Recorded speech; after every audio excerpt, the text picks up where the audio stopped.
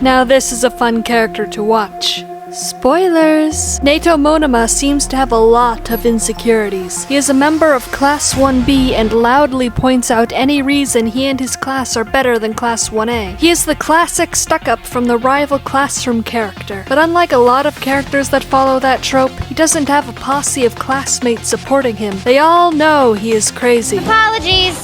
He's a broken record that needs to be set on fire. Monoma may be unhinged, but he does have a brain. Although he expressed them haughtily, Monoma made some very interesting analytic comments from the stands at the sports festival about the fights. And although it is not clear how much he contributed to Class 1B's battle strategy in the sports festival, it could have worked if Monoma hadn't made the grave error of angering Bakugo. He wanted a villain and chose the wrong person. He underestimated the angry Pomeranian.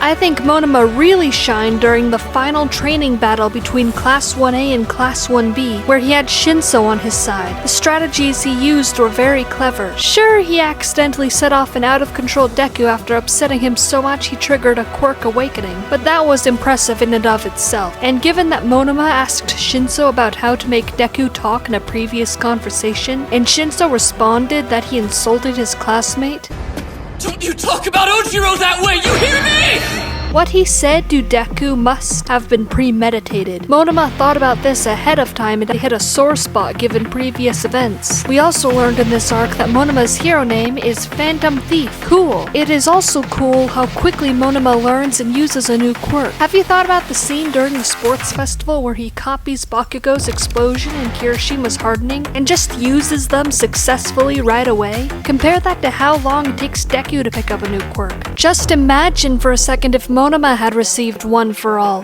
What if his ability to easily learn new quirks is part of his own quirk, and he could add that to the collective power of One for All? That would remove the huge learning curve that makes the power slightly less broken than it could be. What do you think of that idea? Monoma with One for All being able to use all of it at once.